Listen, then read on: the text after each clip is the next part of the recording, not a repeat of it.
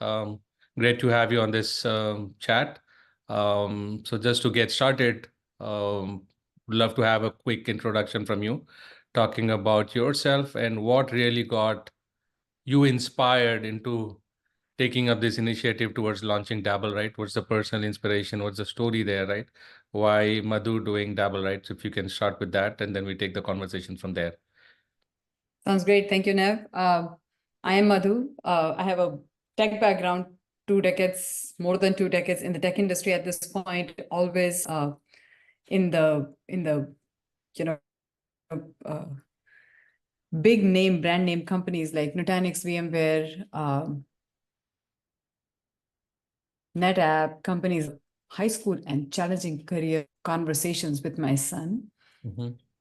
It just came up that the guidance is minimal in schools. And Trisha and me, my friend and me, we have known each other for a really long time. And she found similar challenges. And that's where we decided to join hands and solve it for the high school students. We couldn't help our students the way our children, the way we wanted to. Mm-hmm.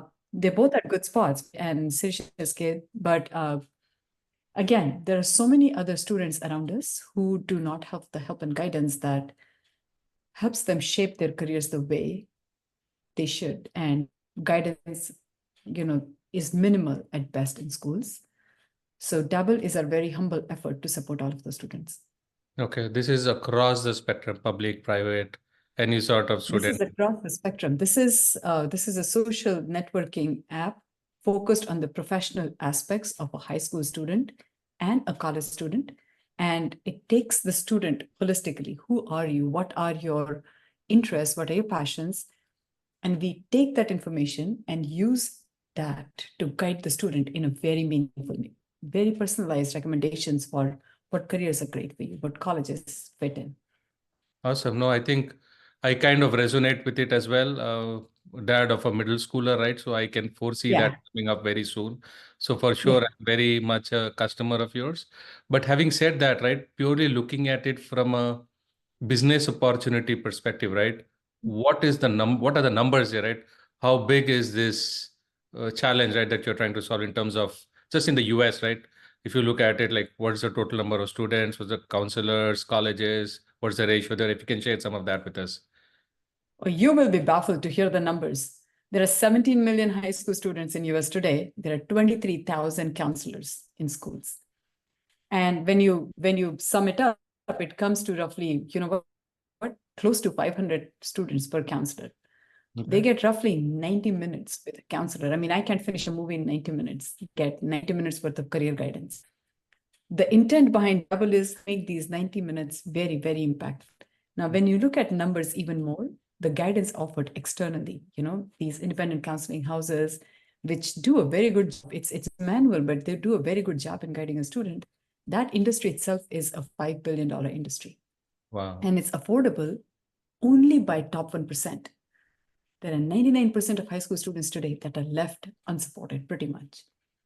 And when it comes to seeing how the career progression is going, right? There are 6.5 million high school students who do not pursue colleges on an average. And, you make all kinds of wrong decisions. You pick up colleges based on ranking and not fit. You pick up careers that, somebody thought would be a good career for you, not what you think. You don't go to college. These are all decisions because you don't have the right kind of guidance around you. Okay. I mean, so you are also not just helping students that come from well-to-do families trying to get into colleges and have challenges with the current ecosystem that is existent today, because there's a lot of background to each individual, right? I mean, it's almost like trying, I mean, us as professionals, right? When we go and try and take mentorship, there's a little bit of background for us as well, right? So I can imagine kids, right? They have a different growth phase, right? They go from different phases of growth and environment and ecosystem that they grow in. So you mentioned that you are also supporting underprivileged children. Is that correct? Absolutely. This is a guidance counselor in every student's pocket, available 24/7. You don't have to wait for scheduling. Okay. You don't have to worry about numbers and pricing. Will it break your bank? No, it won't. It's in every student's hand. You just pull it out, put in your interest, get your guidance, build your roadmap in high school, and succeed in your career. So we are targeting. It's not for the students who can afford it. It's not for the students who are top ranking. It's not for the students, oh wow, I missed a grade, what do I do now? Am I just done? It's not for them as well. It's for everyone. Okay. Okay. So anything from a community college to the Ivy League, right? Everyone can access it. Yes. Okay. Yes, trade schools, all kinds of career paths, trade schools, community colleges, 4-year programs, anything and everything fits. Awesome. So now just to back it up a bit, right? I mean, I like the story here. Now that you mentioned that you worked at these big brand names, right? Coming from very large enterprises where you worked, right? Mhm. Very well established public listed companies. These are very set processes, methodologies, ecosystems to work, right? And you're trying to get into a startup, right? Where Oh yeah. everything is unknown, right? Right from the idea itself, right? Which you are trying to solve here. It at some certain stage it was a hypothesis, right? And you go from there. So what are those initial challenges or uh, limitations that you faced, right? Overcoming these, right? And how did you go about them? Just for general other founders that are trying to get onto this journey. So I don't see them as challenges per se. I see them as learning. It's been a huge learning, like speed learning curve for us for the last 1 year. Product building is not hard. I mean, I've done product building all my life. All the 2.5 decades I've spent in this industry, I've driven large charters, large teams, delivered products that bring customer delight. That's all great. The learnings that we have had on this journey is taking from our enterprise experience, right? How do we bring this customer delight to the customer that we are looking at? And the customer now happens to be a teenager. Right. A very young adult, right? So how do we delight them? So we took our time to learn what does the student need. We took a lot of time for that. And once we understood very closely from our experiences as mothers, from our experiences talking to a bunch of other high school students, parents, counselors, school districts, that was the biggest learning. And then this entire learning of what it mean for us to start a company, two of us, how do we expand it? How do we scale? How do we, go from nothing to where we are today, where we are MVP and we have a few better customers, to scaling? We expect virality. So, how do we go out and how do we just scale to say 5,000 users next month? Those are the challenges. That's the journey. Every single step, including, what do we prioritize? Every time we talk to somebody, there are 3 new requirements. Everybody pain. Schools feel the pain. Counselors feel the pain. Students feel the pain. Parents feel the pain. Guess what? Colleges feel the pain. So how do we prioritize? What do we focus on maniacally? So we put out the best product that the user is most happy about. Okay. How So do we reach out user and how do we understanding. sell? So a lot of understanding of the user journey. A lot And of understanding, a lot empathy, of learning. Yes. a lot of empathy that goes into understanding every aspect of the customer, right? And then putting it into the product. Yeah. So one of the things we keep thinking about here now is building software is not hard, right? I mean, once you have the definition of a Right. problem, you can build the software. What's hard is to understand, is this solving a problem? And a problem that most of the times your customer is not aware of. I mean, if you ask a high school student today, where can I help you? The answer is, I'm good. Right. What are your challenges? Nothing. Are you stressed out? I have a lot of homework. That's it, right? How do they know that they are missing on guidance? Right. And once you understand that, once you understand your customer, that's where the entire journey starts. No, that's absolutely very, very important. So now that you're doing this, I mean, you have a co-founder who's on the call as well, right? You have to, so now you are at a stage where you really need to move away from building a product to building a company, right? So what are those key traits or qualities that you look in an individual when you get them on board, right? When you want them to come on your team or someone wanting to join on your team, right? What are those key parameters that you look at? So the first and foremost parameter, which brought my co-founder and me together, is the passion problem in the space that we are working on. It goes beyond money, it goes beyond building software, it goes beyond this desire that says, oh, I'm going to be I'm going to start a company. It's way more than that. I'm addressing a problem. It's a problem that's been there forever. I mean, I had that problem myself 30 years ago when my parents couldn't guide me. My children have that problem. I'm sure the next generation will have that problem as well, right? Are Sure. you passionate about solving this problem? That's the first thing we look about. The second thing we look about is more around, it's a very small startup. What skills do you bring to the table? Are you a self-starter? How do you add value? And if the conversation is always about how do we bring delight to our customers? How do we solve the problem? I think most of the times you see that, yes, you've found the right team member. Our advisors are passionate about it. Our team's passionate about doing everything that we are doing at this point. And we as founders, I just told you the story there. Sure. No, I think that's a great way to look at it, especially at this early stage, because the initial part of the journey is the hardest, I would say, right? Going from here to the major milestone. So just backing it up, like what have been your major milestones along the journey so far, right? Where have you reached and where are you heading towards, right? From the next future milestones, if you can share some of that. Yeah, absolutely. So hindsight's always 2020, right? When you're in your day-to-day, you say, oh, are we going fast enough? But when you take a moment and when you look back, we launched late last year. We launched in October of 23. And then we started writing code in November of 23. Mm-hmm. We have a product out there today. We have students who are ready to jump on the product. We have a wait list. So I think our major milestones have been, first of all, number one was understanding the problem, which we took some time for, then building this product. And the next milestones we are looking at is all about scaling and growing. Okay. So you are at a stage where you have now validated the product, kind of the features and the journey through the product kind of resonates with the customers, right? Oh, not just that. We did a very sneaky, very quiet web launch yesterday. Oh, okay. Yeah. So we did a webinar, and we will be hosting a series of webinars through the summer to help the students. So our first webinar was yesterday, and at the end of the webinar, we announced our web release. We should be announcing those kind of releases from multiple different channels that we are on right now, and this is something that will go out in the next couple of days for the rest of the world as well. This release, is it accessible to anyone? Can they just come up? Everybody, all Okay. students, everybody is welcome. Okay. Okay, cool. So I think that's worth sharing it and promoting it a bit. Absolutely. And the timing works as well, right? I mean, as the students wind up this school year and start thinking about what are they going to do this summer? What does the next year look for them? Planning all of that, now is the time to do that. So take a breather, go and dabble, play around with it, figure out your career interests, figure out what takes you from point A to point B. Sure. It's available for everybody.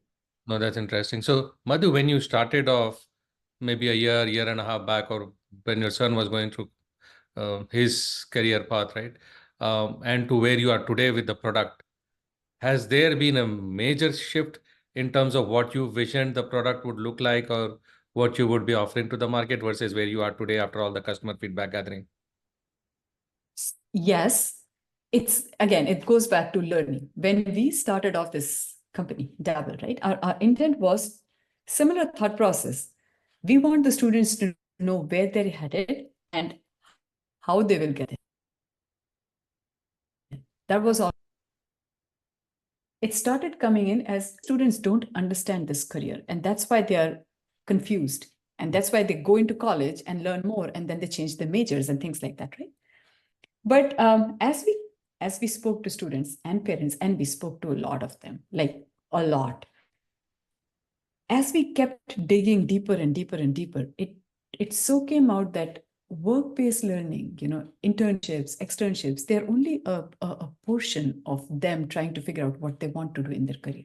It's not the whole thing. It's the lack of right guidance that they are missing out on, which makes them basically throw multiple different darts at multiple different places. And whatever sticks, they go with that, only to realize a little later in the journey that that might not have been the best decision for them. including not going to college, including that. For example, somebody come in and say, I got to help my family with money. College doesn't get me much. So I'm going to just, take up the next job that comes around, not knowing that there are trade schools that let you build a career while you're working. Right? So simplest of the things like that. So there was a huge pivot where we realized we spent like 5-6 months with talking to people, and then we took a pause, captured all the thoughts, and came back with the conclusion that it needs to be much, much deeper than that. So what we started off with is a small portion of what we are doing now. Awesome. No, so from what I'm understanding, this product is not just about entering your information, some machine learning happening behind it and spitting out data. It's a lot of self-discovery for the students themselves, right? That goes on. Yes, you're right. It's a holistic word for them, and not just self-discovery for the students. We as platform, we learn about the students quite a bit as well. We grow with the student. You are a 9th grader, you have a certain set of interests, you input that, and then based on what you're doing on the platform, who are you following? Is there a particular college you're following, a particular sport team you're following, a particular artist you're following, a particular player you're following? We learn more and more about you. You share with your friends, you post something, you share with your friends, you like your friends' posts, we learn more from you. So the more you do on the platform, the more we learn from you, the more the guidance gets tailored with that. No, this is wonderful. And just based on the numbers that you threw at the start, right? 19 million and this huge, vast universe, right? And where you have started today, I mean, few thousand that you are piloting or doing this beta with, it's going to take a substantial amount of resources, right? So you have bootstrapped to this stage, I'm assuming, right? Where are you headed in terms of, are you going to be raising funds? Is this going to run on its own? So what's the future roadmap there in terms of commercials? So we started off with bootstrapping, but now we have angel funding, and we are on our fundraising journey as we speak. We are looking at raising our pre-seed. Yeah. That process is in flight as we speak. And most of this funding that we are raising is going towards growth, that like we were talking about earlier, right? I mean, 3 distinct areas. The first is how do we scale this product so we can onboard and support as many students as we can. Want to reach to all 17 million of them. The second is marketing. How do we know that every student can now have a guidance counselor in their pocket? And this is definitely not coming from parents. We can push the parents can push the kids, but the real impact of something comes when the student themselves start believing in it. Right. So how do we reach out to all the students? And the third is building all of our partnerships with schools, districts, independent counseling firms, even, organizations that support these underfunded organizations like Breakthrough Silicon Valley, Jobs for Future, ASA, NCEE, every single one of them, right? How do we partner with them? It takes a lot of sales motion there. So that's the third aspect of us scaling out, reaching out, and supporting the growth that we are looking at. Well, yeah, I'm sure there are lots of not just investors, parents that would be very willing, especially in the valley, right? High net worth parents, right, that see opportunity here for their kid and would definitely be interested in maybe partnering with you, right, and your team towards solving this problem, right? So I think it's a wonderful problem that you're solving. Now, just backing it up a bit, Madhu, right? So at the start, you mentioned about your introduction coming from these large enterprises, going into startups, and I've had founders that shared this with me, right? Some of the days, and you have a co-founder, a lot of these guys are also like solopreneurs, right? There is this challenge that you have so many things going on at a time, and most of the days things don't work as the way you want it, right? There is a lot of setbacks, like you said, these are learnings, right? But at the moment when you are in them, there's a lot of setbacks, right? You look at them as a series of setbacks before you finally break it and move forward, right? So how do you go about your day, right? How do you ensure that you are not so caught up into it that it's mentally draining and you are able to detox, right? I've had folks that come in, do yoga and meditation, people that play sports like soccer. And so what do you do to like re-energize yourself and break away from this monotony? It's all about balancing things out, honestly, now. And as a startup founder, most of the time that balance goes out, right? But You have to remember it's a marathon. You're not here for a sprint. It won't end anytime soon. And I'm a marathoner. I've done one marathon, but I run distance, and it's all about pacing yourself. There are days when you just, you can't stop. There are days when I find myself up and working till almost 1:32 a.m. and then starting again very early in the morning next morning, as early as 6:37. But there are days when you have to, pause and take a breath and gather yourself, stepping out in the nature, whatever rewinds you. For me, it's sleeping. So I just crash. Different people unwind in different ways, right? I mean, my thing is sleeping, but that's what it is. You have to learn how to re-energize yourself. What is it that resonates with you, and how to not get burnt out? And I think the core of all of it is prioritizing and focusing on the things that are relevant, be it on your personal front, be it on your work front, and then, bring it all. That's wonderful. So now just coming to a little more personal details. So is there any tool or technology that is indispensable in Madhu Vohra's life with her startup dabbL, right, on a day-to-day basis that is indispensable, whether it's a podcast or a design tool? So what is that you use every day and that's really, really indispensable? I think if you take my phone away, I'll be useless. So I do plan my day, and most of the times my planning is like maybe 70% accurate, not more than that. But I do plan my day, and I do put I make to-dos, and I scratch things out of to-dos. So I believe in lists. That's one thing. And the second is calendar. I start putting things on my calendar, because most of the times if they're not on my calendar, I just lose it. I forget about it. So I have calendar slots reserved for even the simplest of the terms. Like, I'm going to go sit down and look through email responses from the webinar and see what the customers say, what the feedback was. I'll put in a 25-minute slot for that. And then I allow time, a little bit of time on my calendar for things like, between these two activities, I'm going to go take a 5-minute break, refill my coffee cup, refill my water cup, whatever it is. Right. But that helps me stay organized. And most of it happens on my phone. So if you take away my phone, it's out. Now, these days, there are some very, very good tools coming in. Notion's good. We use Notion quite a bit. But you don't have to go in. I think you don't have to go fancy. I think a very simple slot on your calendar. Yep. No, I agree. So Notion, I have been a very late starter. Maybe a couple of months back, I started using it. Otherwise, it was almost using your task pad or whatnot, right? Writing and maybe some events here and there. But I agree. Notion is a great tool out there to basically track and ensure that everything is in the pipeline, at least, right? You're tracking on a weekly or daily basis. So awesome. Thank you for sharing that. I think calendar is what is really tracking your day and keeping you aligned to your mission. I mean, it keeps me sane. So general, right? I mean, you've come through this journey for quite a bit now, and there have been a lot of lessons learned. So what are those lessons that you've learned along this journey so far that are really stand out, and you can really help other founders that are starting off really understand, right? That these are key things you should take care of at this stage, right? Some of those key aspects that you can share. So a few lessons, I'll take top two and talk about them. First of all, as we were just talking, right? It's a marathon. It's not a sprint. So don't burn yourself out.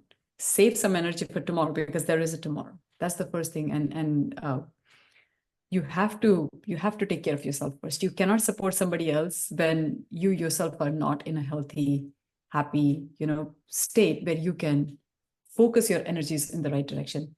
The one thing that keeps coming to my mind always is my oxygen mask before anybody else's, as they say on the airplanes. It's literally like that. I mean, if I can't breathe, I can't support anybody else. True. That's the first thing. And the second thing is, there will always be roadblocks. There will always be setbacks. There will always be challenges. If there aren't, then you're not solving a problem that's hard enough. And simplest of the things, you fill in an application and you get rejected. You talk to a VC and they say, not now, you're too early. That's all right. Or simplest of the things that you spend some energy building a feature, I can say, I don't care about that one. That's all right. So learn from every single thing. Why is a VC saying come back later? What is the reason for that? It's not that the VC took some time to talk to you, but they said, not right now. Why not? Or you spent some time thinking this feature is interesting to a customer, but it isn't. Where did you miss? What was the lack of understanding or the gap? Why is the feature suddenly, was it interesting before and is it not interesting now? Learn from every single one of them. It's all about learning in this journey. No, I agree. I mean, with the second point especially, and that's one of the things that the founders that I try and get on this conversation, I ensure they have at least spent 1 year doing what they're doing, because I mean, there is this general thumb rule of 1,000 days, but I think 1 year is sufficient enough for people that can last that and have to go through that grind, right? So whether it's Jensen Huang or anyone else saying, right, Oh, that yeah. you have to go through misery and pain, I think it is true. Maybe those are too harsh words, but you have to go through. There is no growth hack per se, right? All these Yep. virality stories and whatnot. So yeah, I know, absolutely take that point, and I think that's very, very important lesson for any startup founder that is starting off.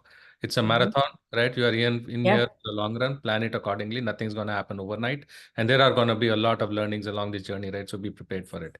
So no, awesome. That's great set of advice. What is the future for dabbL from where you are today? We are almost close to time. So quickly, if you can share that, right? What is the future from where you are today? We're shooting for the moon. We want to help every single student out there. And we've been talking about high school students, right? It's not just high school students, it's college kids as well.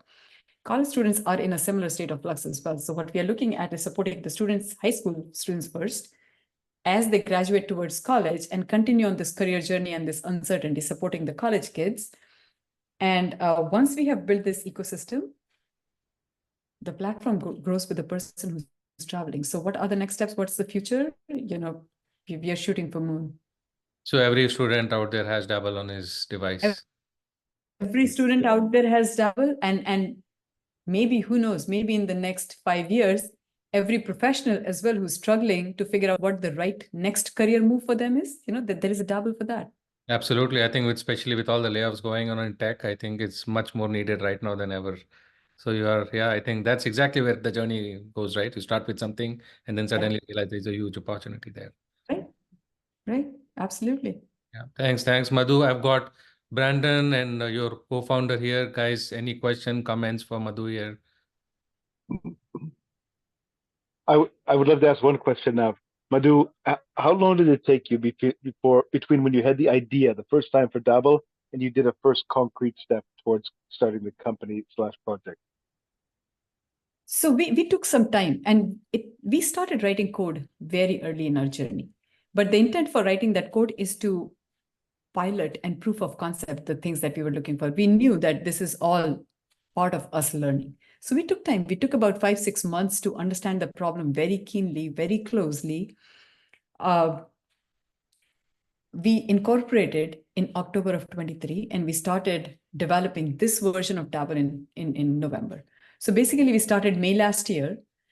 From May through almost end of September last year was all about testing, understanding, talking to people. So talking to parents, students, counselors, schools, districts, anybody, everybody, to figure out, whatever we are building. And these were like small prototypes that we would show them.